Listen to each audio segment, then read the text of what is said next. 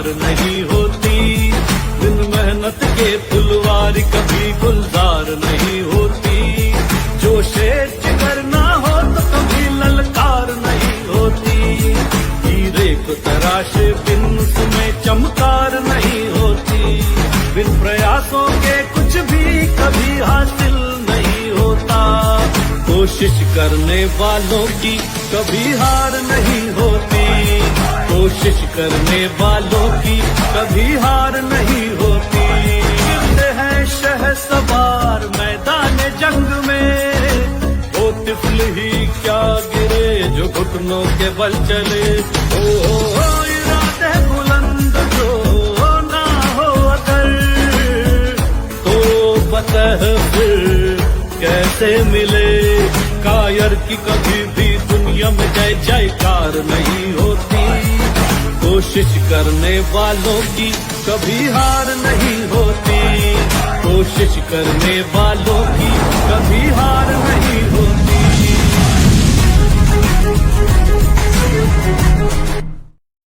Hi everyone, good evening, नमस्ते, सत श्री अकाल, आदाब।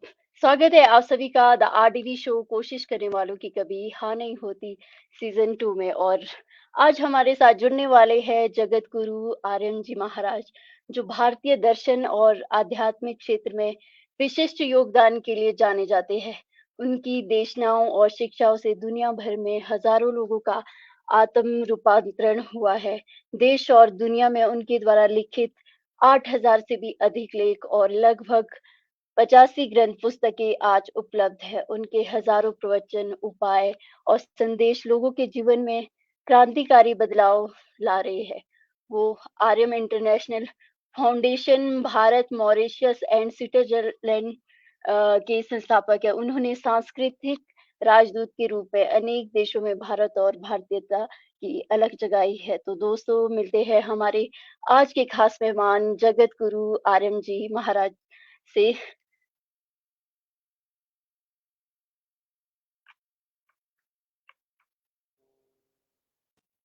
प्रणाम गुरु जी। ओम नमः शंभवाय च, मयो भवाय च, नमः शंकराय च, मय अस्कराय च, नमः शिवाय च, शिवतराय च। खुश रहिए रीटा, बहुत आशीर्वाद, बहुत शुभकामनाएं। और देश दुनिया में जहां जहां तक भी आपके दर्शक इस कार्यक्रम को देख रहे हैं, उनके लिए भी हमारी तरफ से मंगल आशीष और बहुत शुभकामनाएं। थैंक यू सो मच गुरु जी, बहुत बहुत स्वागत है आपका द आरडीडी शो कोशिश करने वालों की कभी हार नहीं होती सीजन 2 में। और गुरुजी, सबसे पहले तो मैं जानना चाहूंगी कि आपकी जो ये धर्म यात्रा है, वो कैसे और कहाँ से शुरू हुई?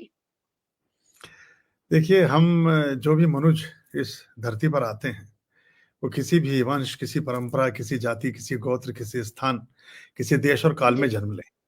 आते तो हम धर्म के पालन करने के लिए ही हैं। आते तो जी, हम परमात्मा की प्रार्थनाओं से अपने आप को संबद्ध और आबद्ध करने के लिए ही हैं। ये जो सकारात्मकता का एक मिशन, एक उद्देश्य, एक चिंगारी, एक मशाल आप लेकर के चल रही हैं, ये भी परमात्मिक अंश का ही स्वरूप है। आप बहुत तरह के शो शुरू कर सकती थी, लेकिन ये दूसरों को प्रेरणा देना, उनके आत्म विकास को बढ़ाना, उनके रीइंकार्नेशन, उनके आत्म रूपांतरण की तरफ चेष्टा करना, ये सब धर्म के हिस्से हैं, जो हमें जीवन को जीने की शैली की ओर अग्रसारित करता है। तो मैं जी, बहुत छोटा था तब धर्मयुग में मेरी एक कविता छपी थी, मैं 6-7 साल का रहा हूँगा। तो मैं तब से मेरा ये सब रुझान इन सब चीज़ों में रहा। और हमारी जो जी, पारिवारिक पृष्ठभूमि थी, उसमें हमारी माताजी बहुत धर्मप्राण महिला थीं और पूरा जीवन उनका अध्यात्म और इन्हीं चीज़ों की तरफ बहुत ज़्यादा समर्पित और अभिप्रेरित रहा। तो हमारे यहाँ जी, प्राय बहुत सारे ऐसे धार्मिक उपदेशक, प्रचारक, भजनिक और इस तरह के लोगों का आना-जाना प्राय लगा रहता था। तो मैं 17 साल का था, तब मैंने एक वेदों से संबंधित परीक्षाएँ होती हैं, उनको पास किया। तो जब मैंने उसको पढ़ा, वो सत्यार्थ शास्त्री, सत्यार्थ विशारद मैंने किया, तो सत्यार्थ शास्त्री जी, बचा। तो मैंने जब उसका स्वाध्याय किया, तो मुझे लगा कि ये जीवन में जो भी कुछ चीज़ें हैं, वो उसका मूल तो धर्म और अध्यात्म ही है। लेकिन मुझे जी, लगा कि मैं ऐसा धार्मिक पुरोहित या महंत या आचार्य नहीं बनना चाहता कि जिसे शिक्षा का या बाकी विषयों का ज्ञान ना हो। तो फिर मैं जी, सोचा कि मैं एक ऐसा आध्यात्मिक व्यक्ति बनूंगा जो वैज्ञानिक कम मतलब धार्मिक वैज्ञानिक प्रचारक के रूप में मेरे मन में। तो मैंने विज्ञान को चुना और फिर मैंने पढ़ाई की, सब किया। मैं फिर विश्वविद्यालय अनुदान आयोग यूजीसी की तरफ से प्रोफेसर के रूप में मैंने सेवाएं दी, बहुत सारे देशों में, अपने देश में भी पढ़ाया। तो लगभग 20 जी, वर्ष मैंने दिल्ली में दिल्ली के विश्वविद्यालयों में अध्यापन का कार्य किया। लेकिन उसके बाद पिछले 15 सालों से लगभग 2010-2009 के आसपास से फिर मैंने सक्रिय जीवन में एक तरह से उनको, क्योंकि मुझे लगा कि हम कुछ भी कर रहे थे, लेकिन कुछ ऐसा शेष था जिसमें एक आत्मिक संतोष का अभाव था, जिसमें एक निजी शांति की कमी थी, जिसमें एक सच्ची बात को कहना और सच्ची बात पर रहना और सच्चे होकर रहना, ये इसका कहीं अभाव था। अब कुछ भी कर रहे थे प्रोफेशनल दुनिया में, कुछ भी काम कर रहे थे तो कुछ झूठ था, कहीं कुछ और बात थी, कहीं कुछ मैनिपुलेशन था, कहीं किसी चीज को जो नहीं थी उसको प्रस्तुत करना था, या कहीं कुछ ऐसी चीज को छुपा लेना था जो प्रस्तुत करने योग्य थी। तो वो जो एक विखंडित व्यक्तित्व था, विभिन्न हिस्सों में बटा हुआ जो व्यक्तित्व के आयाम थे, उन्होंने मुझे ऐसा विप्रेरित किया जो मैं कचोटता रहा मेरे मन में, और मैं ऐसे मौके की तलाश में था कि जब मुझे अवसर मिलेगा तो मैं ये करूँ। तो फिर मैं लगभग 2009 के बाद मैंने कोई व्यावसायिक कार्य नहीं किया, और फिर मैंने सक्रिय रूपेण हमने इस कार्य को शुरू किया। और 2015 में मसूरी देवभूमि जो है उत्तराखंड में, देहरादून से 30 किलोमीटर की दूरी पर, यहाँ हमने भगवान शंकर आश्रम की स्थापना की।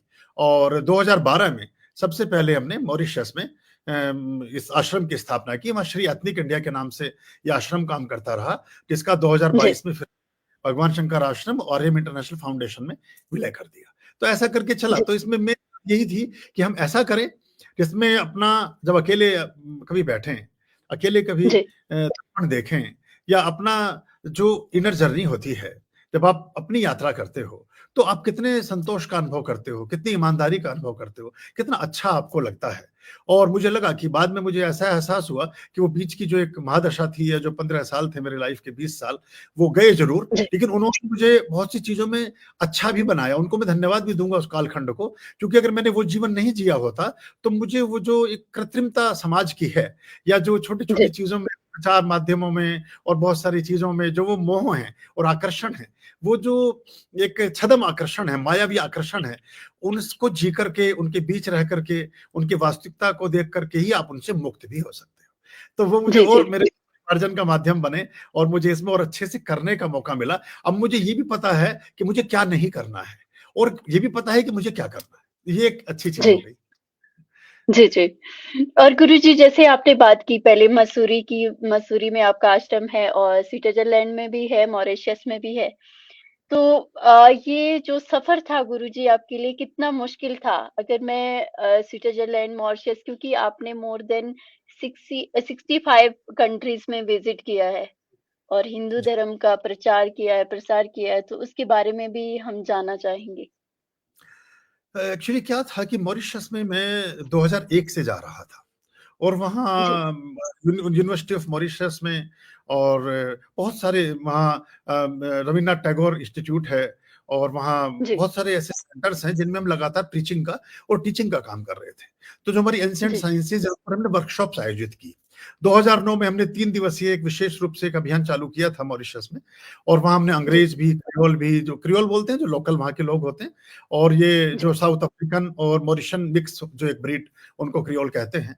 तो वहाँ फ्रेंच का ज्यादा बोलबाला है, और इस तरह। तो वहाँ हमने ऐसी वर्कशॉप्स की जिनमें वास्तु के बारे में, ज्योतिष के बारे में, हमारे आयुर्वेदा के बारे में, इंडोलॉजी के बारे में, भारतीय दर्शन और भारतीय अध्यात्म की जो जड़ें थी उनके बारे में लोगों को हमने सिलेबस के रूप में भी पाठ्यक्रम भी बनाकर दिए, और वर्कशॉप्स ली, उनको कोर्सेज भी किए, प्रैक्टिकल कुछ एस्पेक्ट्स भी कराए, और बहुत सारे पूजा पाठ के तौर तरीके भी प्रारंभ कराए।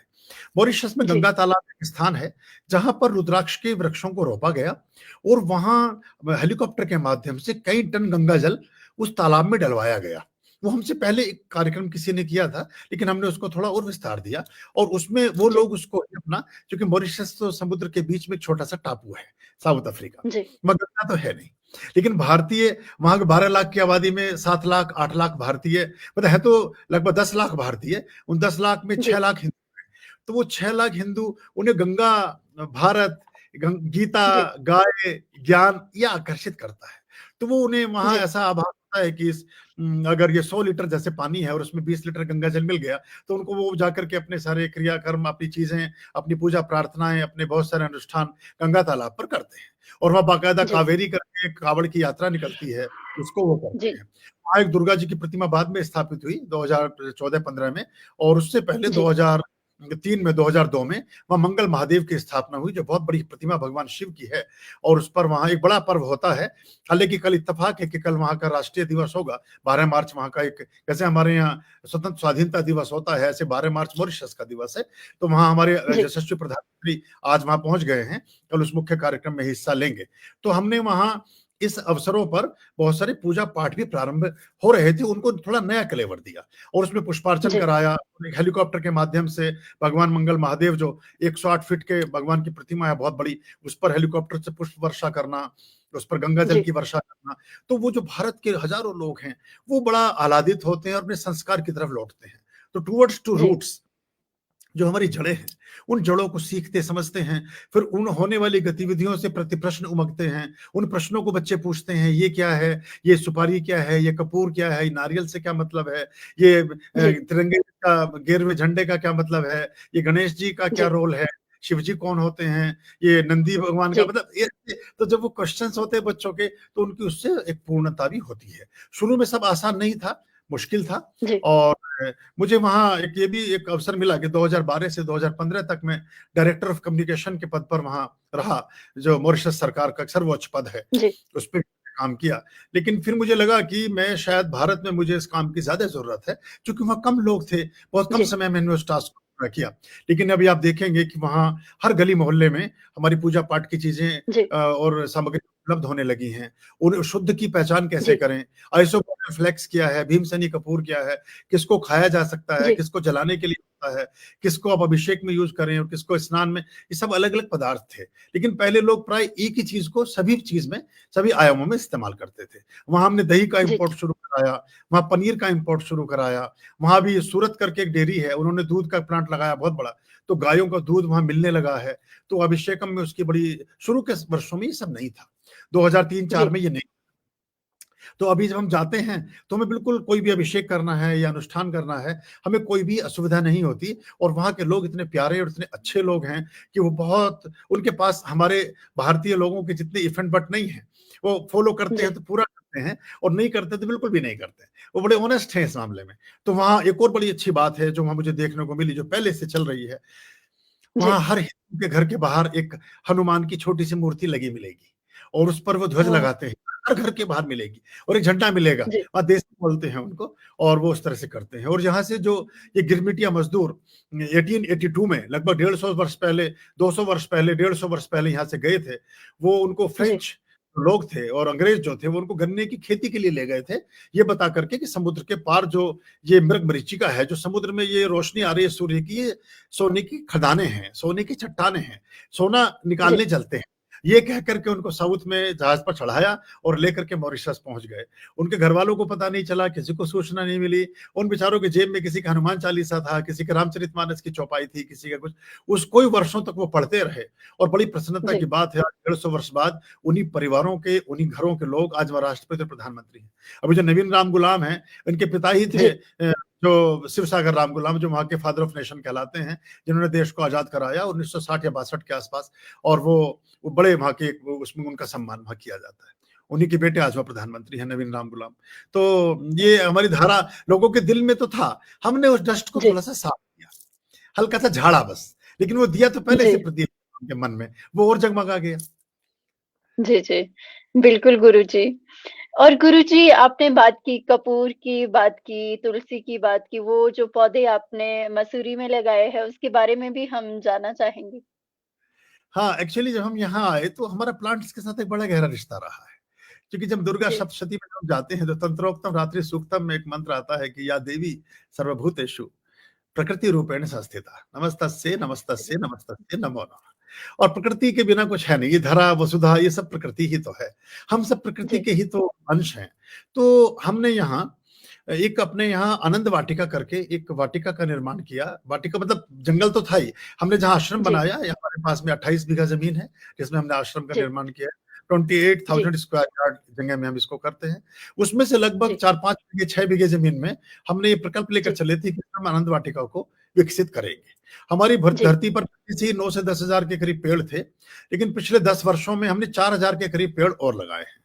जिनमें जी, से लगभग 1500 पेड़ 190 प्रजाति के हैं, जो हमारे जितना भी एस्ट्रोलॉजिकल वैल्यू हो सकती है और जो भी हमारी जी, रिलीजियस वैल्यू हो सकती है और जो हमारी आयुर्वेदिक उसके हैं, महत्व के हैं, वो सब पौधे हम जी, आप यहाँ लाइव भी उनको देख सकते हैं, उनको टच कर सकते हैं। जैसे बच्चों को नहीं पता था कि कपूर का पौधा भी होता है, तो जी, या कपूर पौधे से निकलता है, या कमल किस प्रकार के होते हैं, रुद्राक्ष कैसे लगता है।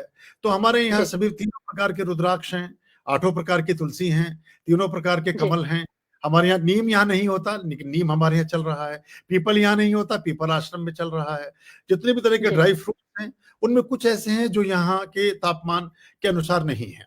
तो शुरू वर्ष में हमें उसका नॉलेज नहीं थी, तो हमने वो पौधे लाए, सीधे जमीन में लगा दिए। अब यहाँ जो नवंबर से फरवरी तक का मौसम होता है, उसमें पाला जी, पड़ता है, बर्फ पड़ती है, माइनस में टेम्परेचर हो जाता है। जो चिड़ियों के लिए बाहर जी, हम जल रखते हैं, वो भी जम जाता है, ग्लास की तरह पूरा बर्फ बन जाता है। तो वो जी, मर गए तो हमें पता चला कि अच्छा, ये इसको फिर हमें दूसरी जगह रखना चाहिए था। कुछ गांव के लोगों ने जानकारी दी कि आप इसको थोड़ा शेड में रखें, थोड़ा गर्म जगह रखें, धूप ज्यादा हो, ये हो, हवा ज्यादा ना लगे, जी, पानी ज्यादा ना। तो अब वो पौधे हमारे पास सब सर्वाइव कर रहे हैं और लोग उनको देखने आते हैं। हमारे ब्रह्म कमल भी है, हमारे यहाँ बहुत कुछ, मतलब आप लगाएं कि दालचीनी, इलायची, हल्दी, केला, नींबू, संतरा, अनार, मौसमी, सेब, काजू, बादाम, अखरोट, जी, अंजीर, सब कुछ है। कुछ 2-4 पौधे जो नहीं चले, जो यहाँ चलेंगे भी नहीं, उनको बस हमने नहीं लगाया। बाकी हमारे यहाँ और जो जी, यहाँ का लोकल प्लांट्स हैं वो हैं ही। तो एक बांज, एक पेड़ है, नाम उसका बांज है, लेकिन जी, वो बहुत जबरदस्त पेड़ है। अगर उस पेड़ को हम भारत भर में लगाएं या कहीं भी लगाएं, जी, तो वो 2 किलोमीटर तक के वायुमंडल में नमी को पैदा करता है। और जब बांज होता है, उसका कुछ मैकेनिज्म ऐसा है प्रकृति के साथ कि वहां बारिश होती ही होती है। तो अगर हम 10-10, 20-20 मीटर के अंतर पर भांज के 5 रुपए की, 2 रुपए की एक पौध मिलती है। किसी को भी चाहिए, हम जी, 100-200 पर हम हर साल हजारों वृक्ष बांटते हैं। हम उनको वो पौध गिफ्ट में देंगे, अपने शहरों में लगाना चाहिए। और बहुत रफ टफ पौधा है, वो कोई बहुत ज्यादा उसकी केयर की जरूरत नहीं है, और बहुत अच्छा चल, जी, उसमें पानी होता है, पेड़ में पानी होता है, और वो लगभग 10 से 20 डिग्री टेम्परेचर, 5 साल के अंदर अंदर 10 डिग्री टेम्परेचर गिर जाएगा। अगर आज 45 है जी, नोएडा या दिल्ली का टेम्परेचर, तो वो आप 10 साल बाद देखेंगे कि 30-35 रह जाएगा। इतना फर्क उस वृक्ष के लगाने से आता है। तो वो हमने जी, शुरू किया। कुछ ग्रामीण लोगों को उतना ज्ञान नहीं था पौधों के संरक्षण के बारे में, तो उनसे हमने पूरा एक वो है ना, कोशिश करने वालों की कभी हार नहीं होती, जो आपका कार्यक्रम जी, है, जो आपका कार्यक्रम का एक मूल गीत है। तो हम जी, लगे रहे उसमें। और अभी क्या है कि पूरे गांव के लोग भी पूरा सहयोग करते हैं, और साथ मिलकर के अब हम उन वृक्षारोपण करते हैं, और सब जगह जो जो प्लांट्स हैं वो हम लगा रहे हैं। अभी हमने यहाँ एक बिच्छू बूटी होती है। मैं जब फ्रांस में था तो पेरिस में मैंने देखा कि वहाँ फैशन शो में जो वो साड़ी इस्तेमाल करते हैं, वो लगभग भारतीय जी, अगर मूल्य देखें तो लगभग 15 लाख रुपए मूल्य की है। वो जो है बिच्छू बूटी हमारे यहाँ सर्वत्र बिखरी पड़ी है। उसके लाखों प्लांट हैं, और जंगली प्लांट है, वो ऐसे ही खड़ा हुआ है। उसका जो स्टेम, उसका तना निकाल करके जैसे सन की रस्सी बनती है, ऐसे कुछ प्रोसीजर है, जी, मुझे उस विधि का पता नहीं। उसे पानी में भिगो के फिर उससे करके बनाते हैं। बाहर से सारा इंपोर्ट होता है, नॉर्थ ईस्ट से और गढ़वाल से, लेकिन हमें उसका ज्ञान नहीं है। और वो सबसे गर्म होता है। अगर आप उसको माइनस टेम्परेचर में भी पहनेंगे तो आपको पसीना आएगा। पड़ती हुई बर्फ में उसकी कैप बनती हैं, और जो जी, बर्फीली जगह को पहने तो भी गर्मी रहती है। तो ऐसी चीजें हमारे लिए शोध का विषय है, और आने वाली जो पीढ़ियां हैं वो अगर उनको उस तरह, उस दृष्टि से भी देखें, व्यावसायिक दृष्टि से भी, तो हमारी अपार संपदा है जिसका हम इस्तेमाल कर सकते हैं। और ये फूलों, ये जो अभी गवर्नर साहब ने कहा और राष्ट्रपति जी ने भी उसके बारे में संदेश दिया है कि इसका ये जी, पुष्प प्रदेश होना चाहिए, पुष्प प्रदेश, ये स्टेट ऑफ फ्लावर्स। तो हमारे यहाँ ऐसे बहुत सारे प्लांट हैं जिनको हम उगाएं और बढ़ाएं और कोशिश करें, तो हम दुनिया में उनको एक्सपोर्ट करके बहुत पैसा कमा सकते हैं। जो नई पीढ़ी के बच्चे जो काम करना चाहें वो सब चीजें कर सकते हैं। तो ये सब जी, जी। चीजें कहीं प्रेरणा तो देती ही हैं। जी, जी, बिल्कुल सही कहा है गुरुजी आपने क्योंकि कहीं न कहीं पॉज़िटिविटी मिलती है हमें और ऑक्सीजन मिलती है। जी। अभी जब ये कोविड कोरोना हुआ, तो जी, लोगों को ऑक्सीजन का वैल्यू का पता चला, और हमें हॉस्पिटल्स बनाने से या ऑक्सीजन प्लांट लगाने से, ऑक्सीजन ठीक है हम कृत्रिम रूप से बना लेंगे, कभी-कभी जी, इंस्टेंट जब कोई आदमी बीमार हो जाए उसमें मदद करेगी, लेकिन ऑक्सीजन का जो असली प्लांट है, वो तो प्लांट है, वो तो पौधा है। उस पौधे को जी, हमें जगह-जगह लगाना चाहिए, उसका प्लांटेशन करना चाहिए। हमें आर्टिफिशियल प्लांट की ज़रूरत फिर पड़ेगी नहीं। पर अभी थोड़ा-सा हम भारतीय जनमानस में लोग थोड़े-से उदासीन हैं, लेकिन ऐसी बहुत सी जगह हैं, ऐसे पार्क हैं, ऐसे स्थान हैं। अभी हमने एक और अभियान जी, शुरू किया, पहले तो लोग मजाक उड़ाते थे उसका। तो हम जो जैसे फ्रूट्स घर में खाते हैं, सभी लोग कोई ना कोई फ्रूट खाते ही हैं। कभी आप संतरा लेकर आएंगे, कभी आप पंपकिन खाएंगे, कभी आप खीरा खाएंगे, कुछ ना कुछ आप लेंगे, सेब भी लेंगे, कुछ भी लेंगे जहां भी आप खा रहे हैं। तो उसके जी बीजों के लिए हमने उनसे कहा कि इस बीज को आप डस्टबिन में मत फेंकिए, इसको एक तरफ इकट्ठा करते जाए। और जब भी कभी गाड़ी से आप कहीं जाएंगे तो है, ऑफिस जाएंगे, स्कूल जाएंगे, खेलने जाएंगे बच्चे, इसको सड़क के किनारे बस फेंकते जाएं आप। तो वो जो नमी, नाले का किनारा है, वो जो नमी का एरिया है, उन सब एरियाज जी में 100 बार अपने बीज फेंके, और 4 बार भी कोई 4 पेड़ भी उग गए तो आपने एक बड़ा योगदान दिया। और ऐसे हम 150 करोड़ लोग, ऐसे तो हम बहुत सारे वृक्षों का और बहुत सारी वनस्पति का उत्पादन और ये काम कर सकते हैं। तो वो एक जी बड़ी बात होगी। क्योंकि जब हमने यहाँ प्रकृति का संवर्धन और संरक्षण में सहयोग करना शुरू किया, तो हमने देखा कि ऐसे पक्षी जो माइग्रेट होकर चले गए थे। क्योंकि जब पौधा या प्लांट पड़ा पेड़, जब पेड़ पर जी शाखाएं कम होती हैं, तो उस पर जो छोटे पक्षी घोंसला बनाते हैं, तो उनको डर ये होता है कि जो बाज है या बड़ा पक्षी है, वो उसके अंडे या बच्चों का शिकार कर सकता है, उनको उठाकर खा लेगा या उस पर झपट्टा मारेगा, अगर वो सघन वृक्ष नहीं है। लेकिन अगर वो जी सघन वृक्ष है, तो उसकी जो लताएं और पौधे और पत्तियां और सब हैं, जो उसकी वो हैं, तने हैं, उसके बीच में ऐसा आवरण मिलता है जिसमें एक खोखर बन जाती है, जिसमें घोंसला बन जाता है। जी तो वो पक्षी चाह के भी उनको नहीं उठा सकता है। तो वहां अब हमारे यहाँ लगभग 5 से 10 हजार बर्ड्स हैं, जिसमें सभी प्रकार की बर्ड्स हैं। हमारे यहाँ शुरू वर्ष में हमने एक गिलहरी यहाँ हमने उसको थोड़ा रखा। अब यहाँ 200 से ज्यादा गिलहरियां हैं। हमारे पास हिरन हैं, हमारे यहाँ तेंदुए जी हैं, हमारे यहाँ सांप ओ हैं, हमारे यहाँ भालू हैं, हमारे यहाँ सब है। आप देखिए और वो सब परिवार की तरह रहते हैं, उन्हें कोई समस्या नहीं है, ना उन्हें किसी तरह का खतरा है। हमारे यहाँ चूहे भी जी हैं, हमारे बिल्ली भी हैं, हमारे बिल्ली और कुत्ते साथ बैठे रहते हैं। वो एक दूसरे के भली बैरी हों, लेकिन उनको आप इकट्ठे जी खाना खाते हुए देखेंगे। और बहुत सारी ऐसी प्रजातियां हैं, तोतरियाल है, वीजल है, जो हमारे, या एक और है चींटीखोर है, जो बहुत दुर्लभ प्राणी है, जो एक लंबी सी उसकी नाक होती है और जी जीभ होती है। वो जो बाम्बी होती है दीमकों की और चींटियों की, उसमें जीभ डाल करके उसको खाता है। पूरे विश्व में ही वो 5-10 हैं बस वो बचे हुए। तो वो हमारे यहाँ 2-3 वो भी हैं, तो अभी धीरे धीरे बढ़ रहे हैं। हमारे बड़े वाली छिपकलियां हैं, जो वो छोटा सा क्रोकोडाइल टाइप का देखने में लगता है, 2-3 फीट की बहुत तेजी से पूंछ। वो सब धीरे धीरे, क्योंकि उन सबको एक प्राकृतिक वातावरण मिल रहा है, उन्हें वृक्ष मिल रहे हैं, छाव मिल रही है, फिर वो ये पूरा एक आपस में संचरण होता है। कोई उनमें सफाई जी कर्मी है, कोई पक्षी ने लाके बीज डाला तो नीचे बैठी हुई गिलहरी खा रही है। फिर वो कोई बीज खा के, कोई हमारे यहाँ गोवंश है, जो गाय का गोवंश है, वो हमारे यहाँ ही चरने आता है, क्योंकि हमारे पास थोड़ी घास फूस ज्यादा है, तो हमारे तो ये पूरा एक बड़ा अच्छा सम्मिलन है। और इस प्रकृति के समन्वय में रहते हुए आनंद आता है, अच्छा लगता है। बच्चे भी देख के बड़ा किलकारी भरते हैं, और उनको जी जी खुशी होती है जो परिवार हमारे यहाँ आते हैं।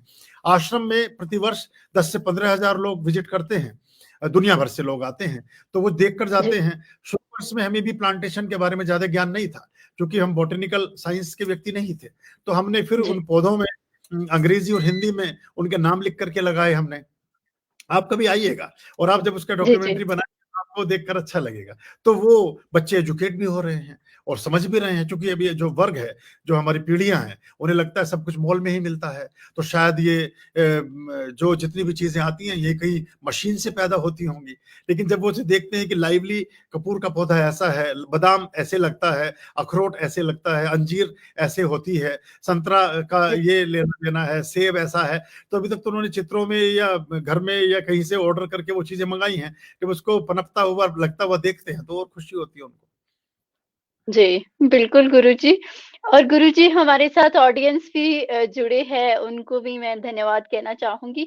और हम सभी मतलब विज़िट करना चाहेंगे गुरुजी आपका जो जरूर, आश्रम है मसूरी। ये आप ही का यस। आश्रम है। ये आप ही, हमने देखिए जी, हमारे आश्रम के बाहर जो बोर्ड है उस पर लिखा है भगवान शंकर आश्रय। तो यहाँ ओह! जो हर हर आदमी का आश्रय है, और ये जितने पशु पक्षी हैं वो उतने ही चौड़े होकर घूमते हुए मिलेंगे आपको। हमने किसी को पाला नहीं है, किसी को बांधा जी, नहीं है, बांधेंगे भी नहीं, कभी रखेंगे भी नहीं। और हमने आश्रम के जी, कुछ कॉर्नर ऐसे मुक्त रखे हैं कि बाकी जगह भली बैरिकेडिंग की है, लेकिन ताकि उनका आवागमन हमेशा बना रहे, वो कहीं बंधे जी, ना, जी, अंदर गिर ना जाए, कुछ ना हो। एक तेंदुए का छोटा सा बच्चा था, शुरू वर्ष में हमें उसका ज्ञान नहीं था, हमें लगा पहाड़ी क्षेत्र है, ये बड़े शायद बड़ी बिल्ली है, तो वो दूध पिलाते थे जी, उसको। तो गांव के एक व्यक्ति, उन्होंने वहां से शोर मचाया ऊपर खड़े कि ये तो गुलदार है और ये बड़ा होकर के आपको हमला करेगा, ये करेगा। तो हमने फिर थोड़ा उसको वो कम किया, पर वो गणेश जी की मूर्ति के पास बैठा रहता था, उसके फोटो और चित्र मेरे पास सब है, जब आप आएंगे तो मैं आपको दूंगा वो। तो वो फिर जी, वो बड़ा हो गया है, तो हमने कुछ बैरिकेटिंग की जगह जगह से, चूंकि और फैमिली रहती है, डरते हैं लोग कि भाई तेंदुआ है ये। पर ये जानवर कभी जी, ऐसे कभी मार नहीं करते। हम इन्हें घेरना चाहें, इनका शिकार करें, इनको मारें, कुछ भी करें, ऐसे तो कुत्ता भी झपटा मारेगा, ऐसे तो इंसान भी फिर हमला करेगा अगर हम उसे घेरने जी, की और प्रताड़ित करने की कोशिश करेंगे। तो वो जानवर बड़े अच्छे हैं। अब वो बस खड़ा होके, सीसीटीवी कैमरे से हमें पता चलता है, वो गेट के बाहर खड़ा होकर देखता रहता है, रोज आता है लगभग, खड़ा होकर देखता है कि इन्होंने गेट क्यों लगाया, इन्होंने लाइट क्यों लगाई, इन्होंने बंद क्यों किया। तो वो अब जी, उसका बचपन यहीं बीता है, वो बड़ा तेंदुआ हो गया है। उसके फैमिली में 2-3 मेंबर और भी हैं, पर वो सब प्रकृति का जी, एक समन्वय है। और वो, मैं, कुछ लोग थे, उन्होंने कहा जी ये हमला कर देगा, किसी को नुकसान पहुंचाएगा। मैंने उनसे एक ही प्रश्न किया कि 200 वर्ष पुराना ये शहर है मसूरी, जब अंग्रेजों ने इसको जी, बनाया, और यहाँ 70-75 साल हमें देश को आजाद हुए हुए भी हो गए हैं। आप मुझे एक केस बताएं जिसमें किसी तेंदुए ने, किसी बाघ ने, किसी जानवर ने, किसी भालू ने, किसी जानवर, किसी गांव के आदमी को मारा हो या उठा के ले गया हो या प्रहार किया हो। एक भी नहीं है। जब एक भी घटना नहीं है, तो हम क्यों फिर जी, उनको, उनके पीछे दौड़े या उनको भगाएं। और ये सारा एक सहचर्य है जीवन का। हम इसी के बीच रहते, पलते, बढ़ते थे। हम उस देश, इस देश का नाम भारत पड़ा। भारत भरत के नाम पर पड़ा, और शकुंतला का जी, पुत्र भरत वो था जो शेर के दांत गिन रहा था। आपने वो कहानी सुनी होगी कि वो, हम तो, हमारी तो परंपरा वहां से शुरू हुई, और वो उत्तराखंड में ही वो स्थान है, कोटद्वार के पास, जहां, जिस जी, आश्रम में वो भरत शेर के दांत गिनते थे। तो ये जी, हमारी माता जो दुर्गा देवी हैं, वो सिंह की सवारी करती हैं। भगवान शिव के गले में सांप है, उनकी सवारी नंदी है। गणेश जी की सवारी चूहा है, माता दुर्गा की जी, जी, सवारी शेर है। इनका सबका परस्पर आपस में बैर है, लेकिन एक समन्वय में, जब शिवत्व है जहां, तन में मना शिव संकल्प मस्तु, वहां सब एक साथ हैं। सबका मन विचार एक जैसा है, क्योंकि पवित्रता में सब एक बिल साथ चलते हैं। तो अगर हम कोशिश करें, चाहे वो वन्य जीवन का संरक्षण हो, चाहे वो अपने जी, जीवन के आध्यात्मिक पथ की लो हो, चाहे प्रकृति का संवर्धन और उसका बचाव हो, या उसका किसी प्रकार का और परिष्कार हो, हर चीज में हम कामयाब हो सकते हैं। हमें बहुत छोटी छोटी बाधाओं को देख करके उदास नहीं होना चाहिए, हताश नहीं होना चाहिए, और आगे जी। बढ़ना चाहिए। तो फिर हम जरूर आगे बढ़ते हैं और कामयाब होते बिल्कुल गुरुजी, बिल्कुल सही कहा है।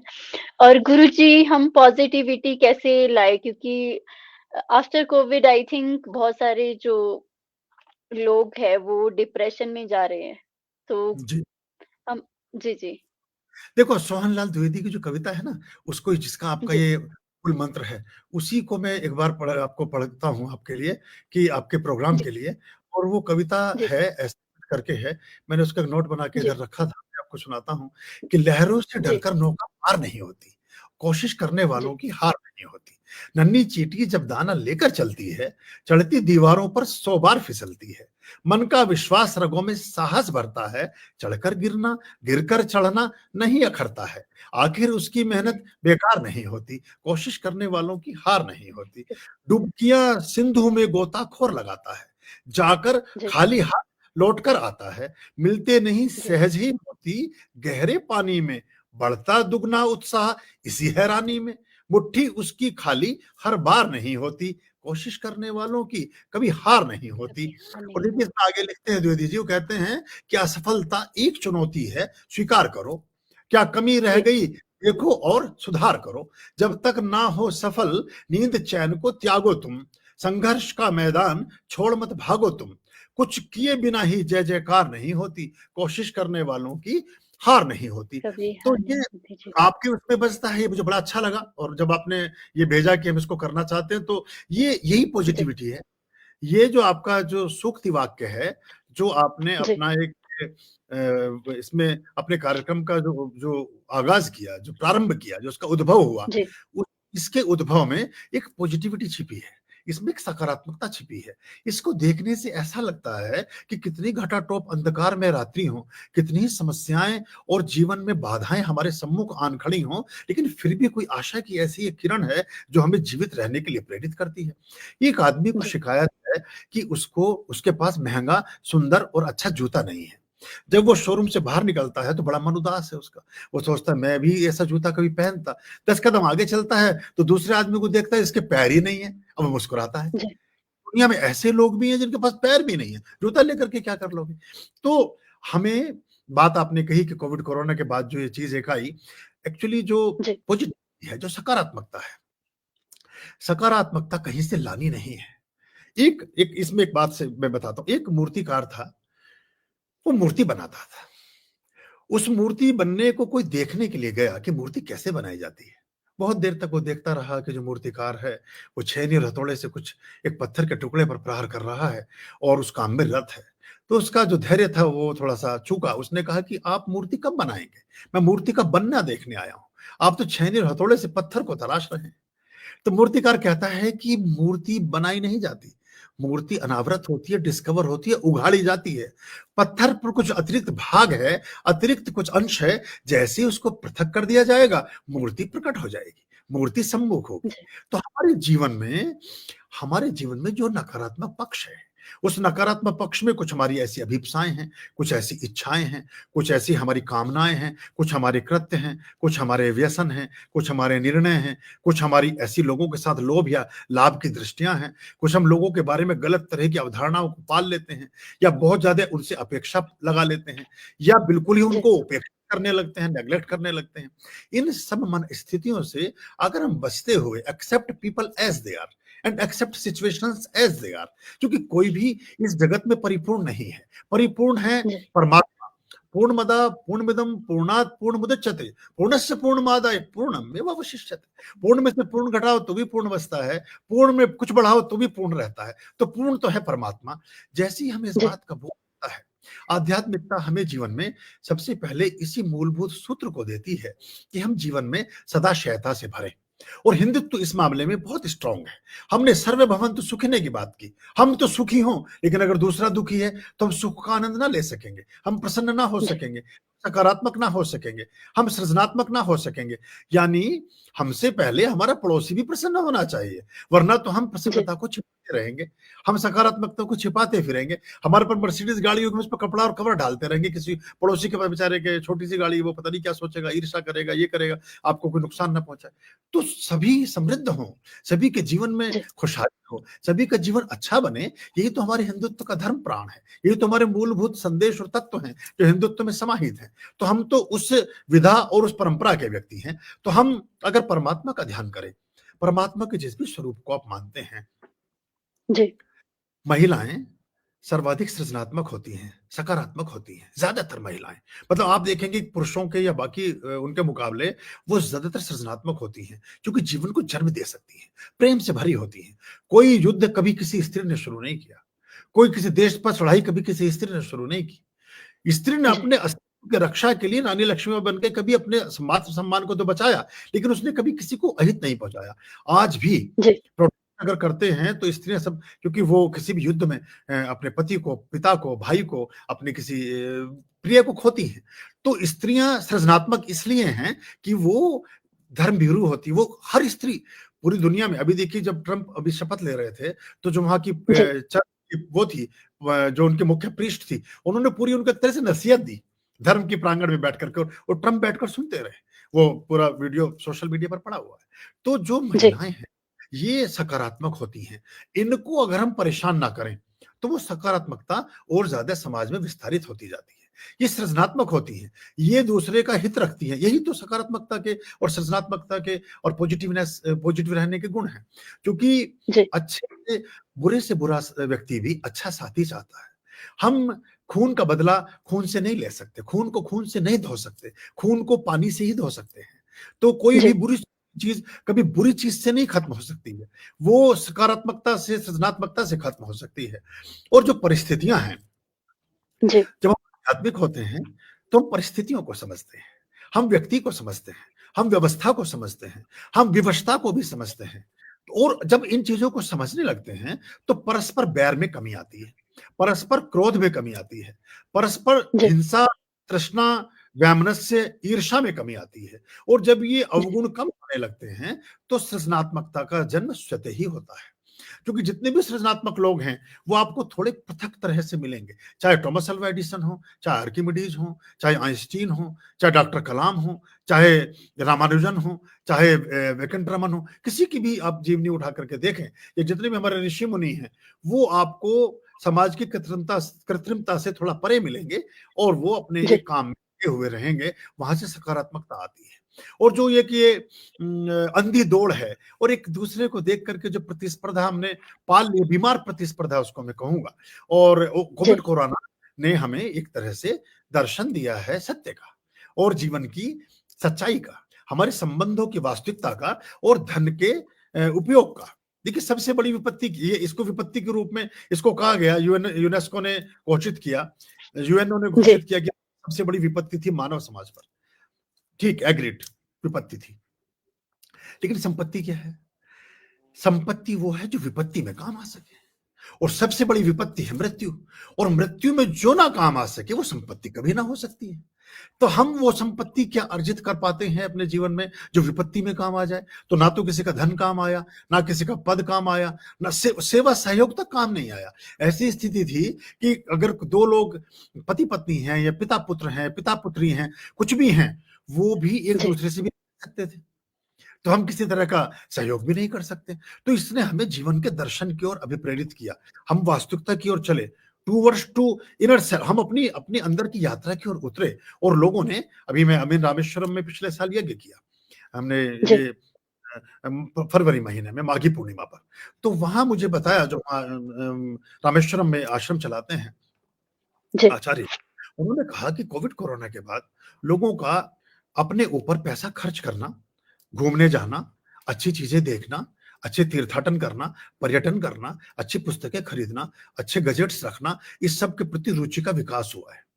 क्योंकि लोगों के पैसे अंबार लगे के लगे रखे रह गए और लोग खत्म हो गए। जी तो इससे तो हमें वास्तविक ये जो आपदा थी, इस आपदा ने तो हमें और ज्यादा आध्यात्मिक बनाया और ज्यादा सच्चा इंसान बनने की तरफ प्रेरित किया। लेकिन जो अभी युवा हैं, वो जो शॉर्टकट का जी रास्ता अपनाते हैं, उससे सकारात्मकता का ह्रास होता है। दुनिया में कोई शॉर्टकट होता नहीं है, जो जीवन की जैसी यात्रा है वैसी उसकी गति है।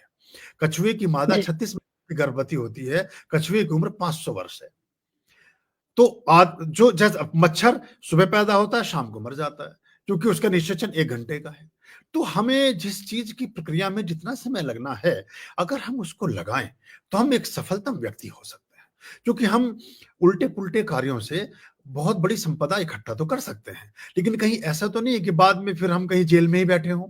जैसे हमारे यहाँ बहुत सारे ऐसे बिजनेस टाइकून हैं कि या तो वो निर्वासित व्यक्ति हैं, कहीं दुनिया में कहीं चुपचाप अपना चेहरा छिपा के, अपनी पहचान छिपा के रह रहे हैं, या देश में ही हैं तो वो जेलों में बैठ करके इस कानून की प्रक्रिया का सामना कर रहे हैं। तो मैं प्रगति को प्रगति नहीं मानता। आप 10 कदम चलें कि 5 कदम चलें, जितने चलें ठीक चलें, कम चलें ठीक चलें, लेकिन हम दौड़ तो गए जी 200 घंटा, 200 किलोमीटर, और वो निरर्थक है तो उसको कोई फायदा नहीं। तो जो आपका प्रश्न था कि सकारात्मकता, सकारात्मकता हमारे निर्णयों से आती है। हम अच्छे निर्णय लें, सही निर्णय लें, कुछ चीजें देर में मिलेंगी, कुछ चीजें धीरे मिलेंगी, कुछ चीजें थोड़ा आत्मतोष के साथ मिलेंगी, लेकिन शायद वो तभी ठीक भी होंगी। जी जी बिल्कुल सही कहा है गुरुजी। और गुरुजी, जो मेडिटेशन है वो कितना जरूरी है? देखो, और जी फ्रॉम बोलिए बोलिए बोलिए रीटा, क्या कह रहे थे? जो एक क्वेश्चन भी था गुरुजी, क्या मंत्रों के उच्चारण से शरीर में उपस्थित 7 चक्रों को 7 चक्रों में बदलाव ला सकते हैं?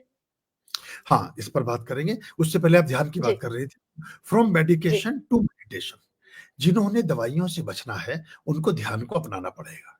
लेकिन मैं आपको एक और प्रैक्टिकल बात कहता हूँ, जो जी कम गुरु कहेंगे पर मैं कहता हूँ, ध्यान वो कर सकता है जो धन से ओवरफ्लो कर चुका हो, जो अतिक्रमित कर चुका हो धन को।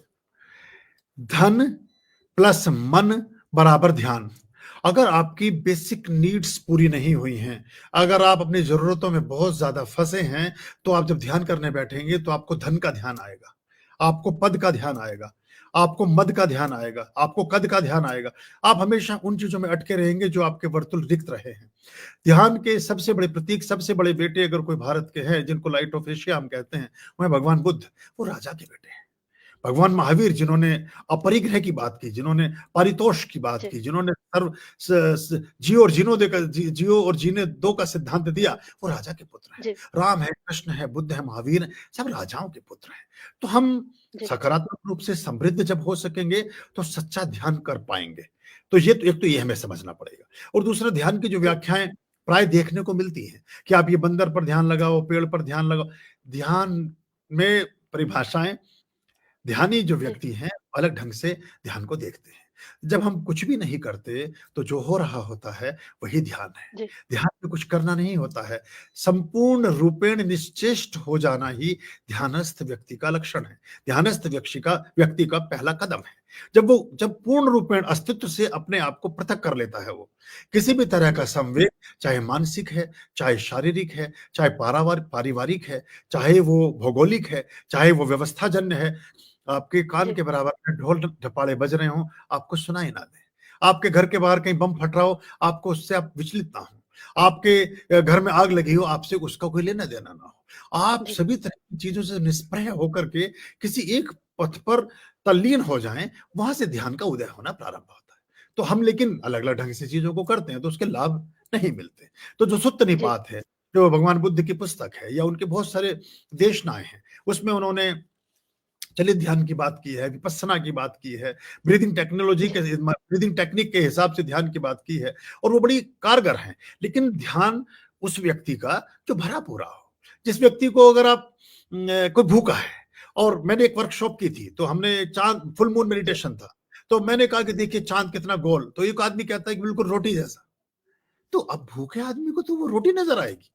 अब वो तो उसका पहले उसको फिर खाने के लिए भेजा गया कि इसको, उसने कहा मैं 2 दिन से खाना नहीं जी खाया, मैं ट्रैवल में था। तो ये बड़ी मनोवैज्ञानिक चीज़ है। तो हम पहले, और हम कैसे समृद्ध हों, इसके सूत्र हमारे धर्म, जी हमारे अध्यात्म में छिपे हैं। बाकी लोगों ने, जो हमारे विदेशी जी आक्रांता आए, जो दूसरे धर्म के लोग थे, उन्होंने हमारे धर्म में जानबूझकर के ऐसी चीज़ों का मज़ाक और उपहास बनाया ताकि हम अपनी मुख्य वेदिका से, मुख्य पद से पृथक हो जाएँ। वरना हमारे यहाँ चाहे श्री सूक्तम है, चाहे नारायण हृदय है, चाहे लक्ष्मी हृदय है, चाहे कनकधारा है, ये सारे प्रचुर धनवान बनाने के सूत्र हैं। और आप देखेंगे, चाहे जितने भी हमारे यहाँ धनी लोग हैं, वो सारे लोग गहरे अर्थों में कहीं न कहीं धर्म की उससे जुड़े हुए हैं। चाहे वो मुकेश अंबानी हो, 24 घंटे यज्ञ होता है उनके यहाँ। मैं 3 जी वर्ष उनका एडवाइज़र रहने का मुझे अवसर मिला यस 2004 यस के बीच। हाँ, जी जी तो ये निरंतर यज्ञ चलता है। 8 प्रीस्ट आते हैं, 8-8 घंटे, 4 प्रीस्ट आते हैं, 8 घंटे की शिफ्ट होती है। हर एक के पास मर्सिडीज़ है, 4-4 लाख उनकी सैलरीज़ है। वो आते हैं, 8 घंटे की ड्यूटी देते हैं, फिर दूसरा आता है। वो धीरू भाई के समय से अग्नि प्रदीप्त है, अच्छी बात है, खुशी की बात है। तो वो परमात्मा आपका अंग संग होता है। जब भी चाहे खाटू श्याम जी हों, चाहे जगन्नाथपुरी हो, चाहे आपका चित्तौड़गढ़ के भगवान जी हों, चाहे बद्रीनाथ जी हों, चाहे केदारनाथ जी हों, सब जगह उन्हीं के यहाँ से वस्त्र और बर्तन चांदी के सब कुछ सबसे पहले वहीं पहुंचता है।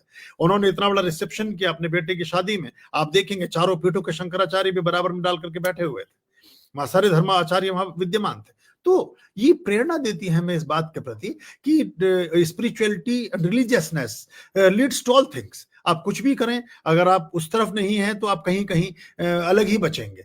बिल गेट्स जब सारी संपत्ति अर्जित करते हैं तो 75% चैरिटी में दान दे देते हैं। मार्क जी जुकरबर्ग जिस प्लेटफॉर्म से हम अभी जा रहे हैं दुनिया के बीच, वो सारी संपत्ति, तो क्योंकि आत्मतोष आएगा कहां से, संतोष पैदा कैसे होगा? वो तब आएगा जब आप परमार्थ का कार्य करेंगे। दूसरी बात जी आपने की कि मंत्रों के विधान से, मंत्रों के संधान से, क्या मंत्रों के जी प्रयोग के द्वारा हमारे शरीर में जो 7 ऊर्जा के पहिए हैं, जो सबसे ऊपर सहस्त्रार क्राउन चक्र है, और जो हमारा सेक्स जी सेंटर के आसपास मूलाधार चक्र है, जो रूट चक्र है, जी इसके बीच में हमारे 5 पहिए और हैं। तो उनको कैसे हम स्पंदित कर सकते हैं? उनके लिए बाकायदा एक विधान है। और कभी आप अगर वो उसमें क्या है, वो क्लिप आर्ट और ग्राफिक्स का विषय है, उसमें कुछ चीजें हमें दिखानी पड़ेंगी कि ये यहाँ पर आपका स्वादिष्ठान है, यहाँ मणिपुर चक्र है, यहाँ अनाहत है, यहाँ विशुद्धि चक्र है, ये सहस्त्रार है, ये मूलाधार है। तो ये जी अब इसका ये एक रंग है। हर हर चक्र का अपना एक रंग है, हर चक्र का अपना एक मूल अक्षर है। किसी का रम है, किसी का वाह है, किसी का हा है, किसी का सम है, किसी का लम है। तो ये फिर उस अक्षर के अधिकाधिक प्रयोग से, जहां जिन धर्मों में ला शब्द का प्रयोग अधिक होता है, उन धर्मों में मूलाधार का ज्यादा स्पंदित करता है। हमारे यहाँ माँ ध्वनि ज्यादा है ओम से लेकर के सभी ध्वनियों में, तो हमारे यहाँ आज्ञा चक्र और सहस्त्रार चक्र पर ज्यादा हमारे यहाँ काम होता है। तो ऐसे, और वो देश काल और परिस्थिति के अनुसार भी बदलता है। लेकिन ध्वनियों जी, से, आपके पोस्चर से, आपकी ईटिंग हैबिट्स से, आपकी दिनचर्या से, इस्तेमाल किए जाने वाले पदार्थों से और प्रयोग की जाने वाली वस्तुओं से आपके चक्रास डिसबैलेंसेस या बैलेंसेस होते हैं। और ये चक्र ही जो ऊर्जा के साथ पहिए हैं, अदृश्य हैं, दिखते नहीं हैं, लेकिन हमारा पूरा जीवन, हमारा क्या रूप होगा, क्या रंग होगा, क्या कद काठी, क्या आचार विचार व्यवहार, क्या रिश्ते नाते, सौभाग्य दुर्भाग्य, सब कुछ इन चक्रास के हिसाब से निर्धारित होता है। तो जी, सबसे नीचे जो मूलाधार है रक्त वर्णी है, लाल रंग का है, और सबसे ऊपर जो है वो पीकॉक ब्लू, वो रॉयल ब्लू कलर का हमारा सहस्त्रार चक्र है। तो यही चक्र, जी, यही कलर हम अलग अलग चीजों में प्रयोग में लाते हैं। तो इन चक्रों के प्रयोग से, इन चक्रों के विज्ञान को समझने से हम ठीक हो जी, सकते हैं। जितने भी व्यसन हैं, जी, चाहे वो धूम्रपान है, चाहे वो मद्यपान है, चाहे वो किसी प्रकार का नशा है, चाहे वो जी, शराब का अधिक, जो भी चीजें लोग प्रयोग में लाते हैं, जो आपको मद्यपान का अभिप्राय होता है, आपको आपकी मूल धारा से अलग हटा देना, आपके शुद्ध जो आप चिन्ह में हैं उसको मृण्मय कर देना, यानी होश गंवा देना। जो सीधी सादी भाषा में हम समझते भाई होश नहीं रहा उसको, वो तो शराब पिए हुए था, उसको अपना ही होश नहीं था। तो वो जो होश था, वो जो अवेयरनेस थी, वो जो कॉन्शियसनेस थी, उससे हम जी, पृथक चले जाते हैं। जब हम ज्यादा अवधि तक अनकॉन्शियस होते हैं, अवचेतन ढंग से होते हैं और चेतन नहीं होते, तब हमारे चक्र वीक होने लगते हैं। तो आप देखेंगे कि जो आदमी लंबे समय तक ड्रग के एडिक्ट हैं या बुरी तरह के व्यसनों में पड़े हैं, उनको फिर काउंसलिंग की जरूरत पड़ती है, उनको पर्टिकुलर मेडिकल ट्रीटमेंट की जरूरत पड़ती है, उनके व्यवहार अलग तरह के हो जाते हैं, उनके हाव भाव जी, अलग तरह के हो जाते हैं। वो चाहे किसी अरबोपति के बच्चे हों और चाहे वो कहीं सड़क पे किसी मजदूर के बच्चे हों, उनके व्यवहार में आपको संतुलन नहीं दिखेगा, क्योंकि ये नियमित प्रयोगों से और नियमित कुछ हर शब्द एक मंत्र है, हर शब्द का प्रयोग एक ध्वनि है। शब्द माने ध्वनि, और ध्वनि ही मंत्र है। तो जब मन का जो तंत्र है वही मंत्र है। तो जो हम बार बार पुनरुक्त करते हैं, अगर कोई एक आदमी एब्यूजिंग कर रहा है निरंतरता के साथ, तो वो जी, गाली ही उसका मंत्र बन गया, और वो गाली का जो अभिप्राय है वो उसके जीवन में फलित होने लगेगा। और किसी को कहेंगे भाई तुम तो चोर हो, चोर हो, उसको 1000 बार बोल दीजिए, वो चोरी करना शुरू कर देगा। और किसी को आप, मतलब ये बड़ी गहरी बात है, लेकिन प्रयोग के दौरान लोगों ने इस बात को सिद्ध किया।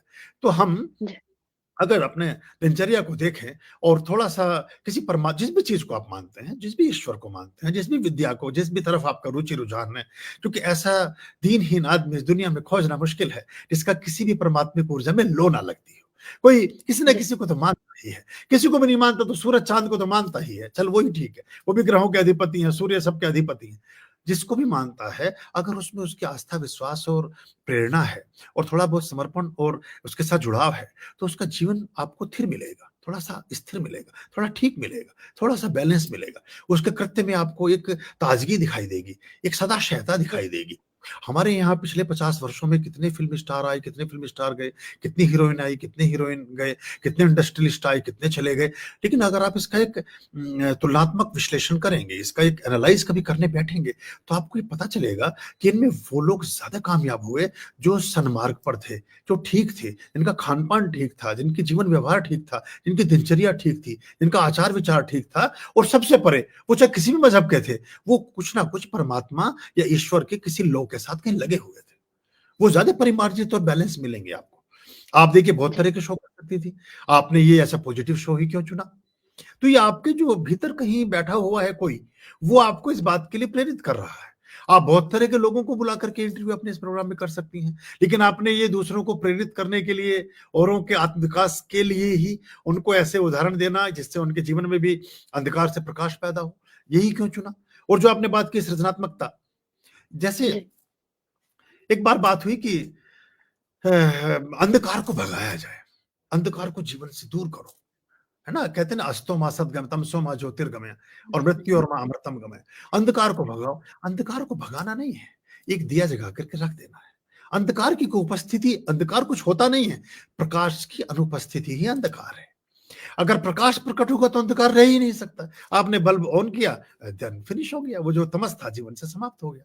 तो अगर हमारे जीवन में अच्छी बातें, सच्ची बातें, श्रेष्ठ विचार, श्रेष्ठ जीवनचर्या हम शामिल कर लें, तो जो जो व्यसन रूपी अंधकार है वो हमारे जीवन में, हमारे व्यवहार में, हमारे अपनी दिनचर्या में कभी रह ही नहीं जी, जी। सकता। बिल्कुल सही कहा है गुरुजी। और सच में आज हमें पॉज़िटिविटी मिल रही है आपसे। हाँ, मुझे लग रहा था कि कहीं ऐसा तो और नहीं कि मैं अपना गुरुजी अपना जी। हूँ और आप पूछना चाह रही हैं तो कहीं रह तो नहीं गया है, इसलिए मैंने फिर सोचा कि मैं बंद करूँ अपनी बात। नहीं, नहीं गुरुजी अंबानी जी का ज़िक्र हुआ था तो आप उनके 3 साल तक सलाहकार रहे थे। उन वो मोमेंट जानना चाहेंगे आपसे? कि मैं एक वो एक्चुअली क्या है, उसकी अपनी एक गरिमा है, चीज़ें हैं। बस मैं इतना कहना चाहूँगा कि जो भी बड़े जी, लोग हैं, वो बड़े वास्तव में बड़े हैं, वो वास्तव में अच्छे हैं। ऐसे देखा-देखी कोई अच्छा नहीं है। और देखिए, ये कोशिश करने वालों की हार नहीं होती। आपको तो इसमें सबसे बड़ा प्रतीक देखिए कहाँ वो मिडल ईस्ट में, कुवैत में गाड़ियों में तेल भरते थे और उनकी शिक्षा जी, धीरूभाई अंबानी की बात मैं कर रहा हूँ, जो मुकेश जी के पिताजी थे। उनकी शिक्षा इसलिए पूरी नहीं हो पाई कि उनके पास 300-200 रुपए जमा करने के लिए नहीं थे स्कूल में और ₹6 की जी, फीस जाती थी, सबकी मिला करके, तो वो नहीं थी और ₹2000 वो कोकिलाबेन जो उनकी पत्नी थी, उनसे वो उधार लेकर के उन्होंने सारा साम्राज्य खड़ा किया। लेकिन आज भी वो किसी को किसी भी पार्टी में पिछले जितने भी सालों का उनका इतिहास रहा है, 50 वर्षों का, 40 साल का, 60 साल का, एक भी व्यक्ति को उन्होंने मदिरा गिफ्ट नहीं किया, शराब नहीं पिलाई अपनी किसी पार्टी में, एक भी व्यक्ति को जी, मांसाहार का बिल चुकता नहीं किया। मतलब जो करते हैं वो मेरी बात का बुरा ना माने, पर ये इस चीज से दूर रहे हैं वो, उनके आज भी। जी, वो कहते हैं आप ट्रैवल टूरिज्म के नाम पे जो मर्जी ले लें, आप पनीर ले आइए 50 किलो अपने घर में, हम बिल चुकता कर देंगे, लेकिन आपके ₹200 के पौवे का पैसा हम नहीं देंगे। तो जी, ये एक ये हमें सीखने जैसी चीज है। या चाहे आप किसी, अब अमिताभ बच्चन आज भी काम कर रहे हैं, 80 प्लस हैं, क्यों कर रहे हैं वो कड़ी चावल खाते हैं, रामचरितमानस का गुटखा उनकी जेब में रखा हुआ है आज भी, वो आज भी उसको गा रहे हैं। कितने सितारे आए, कितने चले गए, राजेश जी, खन्ना, धर्मेंद्र, शत्रुघ्न सिन्हा, कितने अमरीश पुरी, अमजद खान, आप लिस्ट जोड़ते जाइए, प्रेम चोपड़ा, कितने सारे लोग थे जो सिनेमा की इंडस्ट्री में जी, उनके समकालीन थे, वो आज भी काम कर रहे हैं और जवानों से ज्यादा कर रहे हैं, 30-35 जी, साल के आदमी ज्यादा काम कर रहे हैं। तो ये जो बूस्टअप है, ये जो हमारा बूस्टर है, ये अलग ढंग से काम करता है। तो जो बड़े लोग, बड़ा हम बनना चाहते हैं, तो पहले हमारी सोच बड़ी होती है, बाद में व्यक्तित्व बड़ा होता है। तो हम बहुत जी, छोटा सोचकर कभी बड़ा नहीं हो सकते। तो ये जो अंबानी परिवार है, ये हमारे सामने एक ऐसी अच्छी मिसाल है कि कोई भी व्यक्ति शून्य से शिखर की यात्रा कर सकता है, कोई भी फर्श से जी, अर्थ तक जा सकता है, अगर उसका उद्देश्य ठीक है, अगर उसका विचार ठीक है। मैं किसी का प्रवक्ता नहीं हूँ, मैं आज जिस स्थिति में हूँ, मैं ना किसी पार्टी पक्ष के साथ हूँ, ना किसी उद्योगपति के जी, साथ हूँ। मैं अब उनसे मिले भी मुझे 15 साल हो गए हैं। 2009 में मैंने छोड़ा था, मैं उसके बाद कभी मिला भी नहीं। तो लेकिन जी, जो बात जिसकी है वो अच्छी बात है। और उन्होंने देखिए विवाह किया, तो जो यहाँ चौप एक अच्छी बात मुझे याद आ गई, यहाँ त्रियुगी नारायण एक मंदिर है उत्तराखंड में ही, जहाँ भगवान शिव और पार्वती का विवाह हुआ था। वो अग्नि जी, आज भी प्रतीत है और वो चौपता के पास जब हम चारधाम यात्रा पर चलते हैं तो ये हमें मिलता है आगे जाकर के, जब हम अगस्त मुनि से और आगे निकलते हैं रुद्रप्रयाग जनपद में जाते हैं। तो जी, वहाँ वो बहुत बड़ा मंदिर है, बहुत सुंदर मंदिर है और वहाँ पैदल चलकर जाना पड़ता है। तो वो पगडंडी है। आप देखिए कि इन्होंने फेरे, जो बच्चों की शादी की, उनका विवाह संस्कार, परिणय सूत्र बंधन वहाँ पर किया। कहाँ नहीं कर सकते थे ये? दुनिया के किस देश में नहीं कर सकते थे?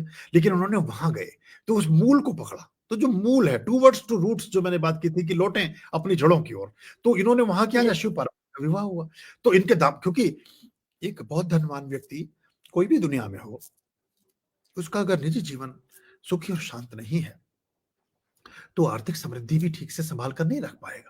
वो तो उसी में बिखर जाएगा और उसी चीजों में उलझा रह जाएगा। बहुत सारे हमारे परिवार उद्योगपतियों के इसलिए खराब हो गए कि वो अपने निजी जीवन से ही जूझते रह गए। वो कोर्ट कचहरी और तलाक और इन चीजों में फंसे रह गए कहीं ना कहीं। तो हम पहले उस दिशा को भी जी, ठीक कर लें, तो हम बाकी यात्रा अच्छी कर पाएंगे। तो उन्होंने वहां एक से एक अरबपति आदमी अपना जूता हाथ में लेकर के पैदल जा रहा है त्रियुगी नारायण में, और वहां उन्होंने वो फेरे की रस्म की। वहां आज भी अग्नि प्रदीप्त है, जो उस समय से चल रही है जब शिव पार्वती के विवाह का संस्कार हुआ होगा। तो ये जो मूल है, हम कोई भी व्यक्ति आप देखिएगा दुनिया में, जो अपनी मूल जी, के साथ जुड़ा है, जो संस्कारों के साथ जुड़ा है, जो जीवन में अच्छी बातों से जुड़ा है, वो निश्चित रूप से अच्छा बनेगा, क्योंकि जो आप वही दे सकते हैं जो आपके पास है। अगर आपके पास अच्छाई होगी तो अच्छाई ही दे पाएंगे, क्योंकि आपके पास जो होगा वही आप बांट सकते हैं, जो है ही नहीं वो कहां से लाएंगे। तो हम इन बड़े लोगों के बड़प्पन, इनके टर्नओवर को ना देखें, ये फोर्ब्स की सूची में आ रहे हैं, ये इतने लाख करोड़ के टर्नओवर को ना देखें, हम ये देखें कि इनका आज इनके यहाँ 500 कर्मचारी, 500 तो रसोइये हैं जो इनके घर में काम करते हैं, लेकिन खाना नीता बनाती है, खाने का टिफिन लेकर के जाती हैं और साथ में बैठ के 3 लोगों का खाना, 4 का खाना वो पहले खुद ही बनाती थी, और वो साथ में बैठ जी, करके टिफिन लेके जाना और बैठ के खाना। उनके यहाँ कितने नौकर नहीं हो सकते हैं, लेकिन जैसा अन्न वैसा मन, जैसा पानी वैसी वाणी। तो वो बताइए कितनी छोट, मतलब हम छोटा सा एक आदमी 2-4 लाख रुपए कमाना शुरू करता है, वो 10 नौकर रख लेता है, लेकिन वो छोटे छोटे जी, छोटे छोटे कामों को स्वयं करना, ये हमें इन चीजों को सीखना चाहिए, समझना चाहिए। और इससे हम, ये सूत्र हैं, क्योंकि अब निरोगी अगर आदमी का मन, पहला सुख निरोगी काया, दूजा सुख घर में हो माया, तीजा सुख पुत्र आज्ञाकारी, चौथा सुख कुलवंती नारी। तो पहला सुख निरोगी काया। अब हम अपनी ईटिंग हैबिट्स को देखें, तो हमने जो हम नौकरों पर आश्रित हो गए हैं, जो हम हर खाना कोई, वो अब वो तो जो नौकर खाना बना रहा है, अब 5 तारा होटल में आप जाएं, वो आपको 5,000 रुपए की प्लेट देगा, लेकिन उसने प्लेट इसलिए बनाई कि पैसा कमाने के लिए। लेकिन हम अपने घर में सूखी चटनी से, सूखी रोटी दाल से भी खा लेंगे, आलू की सब्जी से भी सूखी रोटी खा लेंगे, कभी नुकसान नहीं करेगी, क्योंकि वो प्रेम से बनी है। उसके पीछे जी, बनाने वाली बहन का, माँ का, बेटी का, किसी भी परिवार के सदस्य का, पुरुष या स्त्री, उसने उसको प्रेम से बनाया कि मेरे घर के सदस्य को इसे खाना है, वो बेचने के लिए तो बना रही है। तो अब ये बहुत बेसिक सूत्र हैं जो इन बड़े घरानों से हमें सीखने चाहिए। तो हम अपने अपने कृत्य, हमें इतना पुरुषार्थी होना चाहिए कि अपने कामों को स्वयं करें और छोटी छोटी बेसिक चीजों को खुद करें, तो उसमें शुचिता और शुद्धता रहेगी, उससे आप निरोगी होंगे। जैसा पुरानी कहावत है कि स्वस्थ शरीर में ही स्वस्थ मस्तिष्क का वास होता है। तो अगर हम बीमार ही हैं, तो सबसे पहले तो जो कमाई भी कर रहे हैं वो फिर अस्पतालों के लिए कर रहे हैं, डॉक्टर्स के लिए कर रहे जी, हैं, और तो कंसल्टेंसी में चला जाएगा सारा पैसा, या किसी और चीज में चला जाएगा। तो हम बेसिक सूत्रों को पकड़ें तो हमारा जीवन सुखमय हो सकता है, अच्छा हो सकता जी, जी। बिल्कुल सही कहा है। और गुरुजी, अब हम जानना चाहेंगे शिव के दिव्य स्थान कैलाश के रहस्य के बारे में, क्योंकि आपने भी वहाँ विज़िट किया था। है। कैलाश पर तो रीटा आपको अलग से पूरा अंक बनाना चाहिए कभी। मैं तो कहूंगा कि उस पर 1 घंटा हम बातचीत करें तो बड़ा रोचक और अच्छा होगा। लेकिन कैलाश भी जी, एक ऐसी यात्रा है हमारे जीवन में ना, मैं ऐसे एक बिंदु लिख रहा था कि 10-15 स्थान ऐसे हैं कि प्रत्येक व्यक्ति को अपने जीवन में जरूर देखने चाहिए। जैसे इंग्लिश जी, चैनल है, जैसे रानी की वाव है गुजरात में, जैसे कि उसमें ताजमहल भी है, जैसे कि एक धनुष जी, कोटी है रामेश्वरम में, ऐसे ही स्विट्जरलैंड में जो सबसे ऊंचा जो पर्वत है, वो टिटलिस की जो पहाड़ियां हैं, वो हमें देखनी चाहिए। ऐसे ही कैलाश मानसरोवर भी कभी जीवन में एक बार जरूर देखना चाहिए, क्योंकि वो जी, जो चीज है वो अनिवर्चनीय है, जैसे उसका वर्णन आप कर नहीं सकते। वो गूंगे का गुड़ है, वो खाए जाए मुस्काए जाए, क्योंकि जो भी मैं बोलूंगा वो फिर भी कहीं पीछे रखा रह जाएगा। लेकिन फिर भी जी। कभी आप चाहेंगे तो हम उस पर चूंकि थोड़ा विस्तार से फिर चर्चा करेंगे, प्रारंभ से अंत तक, तो बिल्कुल, अच्छा। बिल लेकिन जी, कैलाश एक अद्भुत और अलौकिक स्थान है, और वहाँ जी, देखिए, और सभी धर्मों का उसके साथ जुड़ाव है। उसमें जो हमारे बुद्ध धर्म के प्रवर्तक हैं, भगवान बुद्ध सिद्धार्थ, वो यात्रा करते हैं। सिख धर्म के जो प्रवर्तक है गुरु नानक देव जी, जिन्होंने स्थापना की जी, सिख पंथ की, शुरुआत की गुरु गोविंद सिंह जी ने, लेकिन प्रारंभ किया नानक देव जी ने, पहले गुरु हैं। वो, अब उन्होंने उसकी यात्रा की। जरथुस्त्रु ने उसकी यात्रा की। जो जैनियों के सबसे पहले आदिदेव हैं, आदिनाथ, जी, उन्होंने शिव सूत्र, शिव कवच, उन्होंने उनका ही लिखा हुआ है, वो कैलाश पर बैठ करके ही लिखा है। तो और वैदिक और सनातनी परंपराओं को जी, तो मूल स्रोत रहा है। तो वो एक ऐसा स्थान है, जिस स्थान जो पूरी दुनिया की धुरी है, वहां से पूरी दुनिया समानांतर स्थान पर है। ग्रेविटी फोर्स इतना है कि उसके ऊपर से कोई जहाज भी कभी पार नहीं कर सकता है उसको। तो ये जो अद्भुत चमत्कार जी, हैं ईश्वर के, इनके अगर हम साक्षी हो जाएं अपने जीवन काल में, तो हमें अधिक आनंद का अनुभव जी, होता है। तो अभी भारत सरकार की यात्रा बंद थी, 2019 से अब तक कैलाश मानसरोवर की यात्रा बंद थी। वो मानसरोवर देवताओं जी, का की झील है, उसके नीचे नगरी है देवताओं की। वो अद्भुत दृश्य है, अद्भुत जी, अनुभव है। आप उसको करेंगे तो आप जी, पूर्व एवं पश्चात, उस यात्रा को करने से पहले आप कुछ और होते हैं, उसे करने के बाद आप कुछ और होते हैं। और जब मैंने वो यात्रा की तो ये मेरा अपना निजी संकल्प था, क्योंकि प्राय उस यात्रा में से आधे लोग ही पहले लौट कर आते थे, अब संख्या बढ़ गई है, कि अगर हम वापस लौटे तो उसके बाद पूरा जीवन परमात्मा से संबंधित कामों को ही देंगे। कोई काम अपने निजी लाभ के लिए, निजी व्यवसाय के लिए, निजी कार्य के लिए नहीं करेंगे। और हम 1 भी रुपए का कोई व्यावसायिक कार्य अपने यहाँ नहीं करते हैं। हमारे आश्रम के जी, प्रकल्प, 1 भी रुपए का कोई व्यावसायिक गतिविधि ना अभी तक हमने की है, ना आगे हम करेंगे। तो ये एक बड़ी बात है। तो हम अगर कैलाश की जो बात आपने की, जो भगवान शिव का स्थान है और उसको भंडारण केंद्र के रूप में आप समझ सकते हैं। कैसी ऋतुएं होंगी, कैसे मौसम होंगे, कितने जन्म होंगे, कितनी मृत्यु होंगी, कितने भूकंप होंगे, कितने जल प्लावन, कितनी बाढ़, कितनी आग, कितना क्या, इस सब का स्टोरेज सेंटर है वो। वहां से वो सब चीजें डिप्यूट की जाती हैं, वहां से वो चीजें अग्रसारित की जाती हैं, जो धरती तक, सभी देशों तक, सभी स्थानों तक पहुंचती हैं, क्योंकि सभी देशों का मध्य केंद्र है। तो वो एक अद्भुत बात है। और कभी विस्तार पूर्वक अगर आपको उचित लगेगा तो हम फिर जी उसमें कुछ आपको फिर कुछ चित्र और फोटोग्राफ्स भी अलग से भेजूंगा आपको, कि जो हम कहें उसको साथ साथ हम दिखा भी पाएं, तो तथ्यात्मक वर्णन बिल्कुल होता है गुरुजी। और वो लोगों को अच्छा जी लगता है कि सिर्फ ऐसी बात नहीं है कि हमने बोल दिया बस, वो दिखना भी चाहिए कि ये इसका प्रमाण भी साथ में ये है, तो जी, जी, अच्छा। बिल्कुल गुरुजी, बिल्कुल सही कहा है। और गुरुजी आपने काफ़ी चिकित्सा शिविर भी लगाए हैं और काफ़ी सेवाएँ कर रहे हो और इसके लिए आपको सम्मानित भी किया गया है। आपको काफ़ी मोर देन 65, 85 अवार्ड्स भी मिले हैं।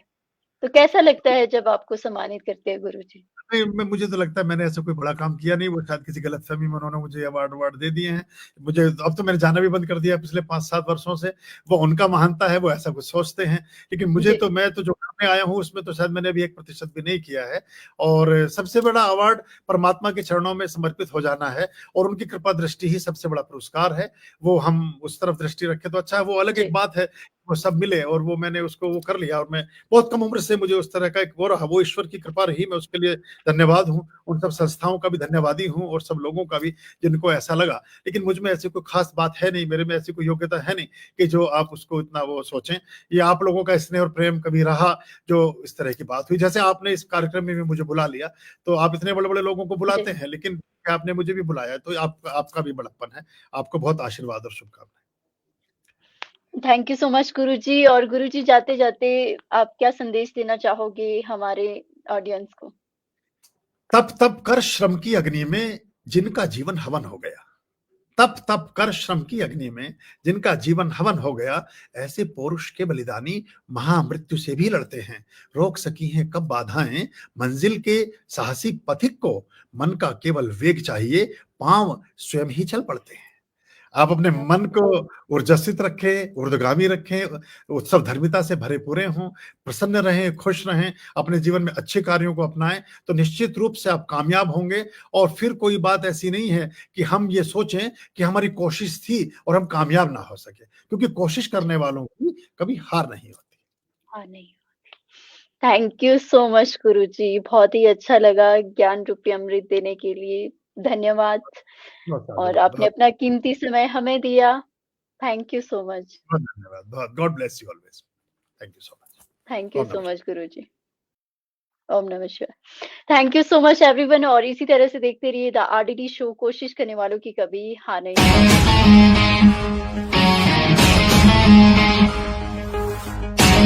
होती।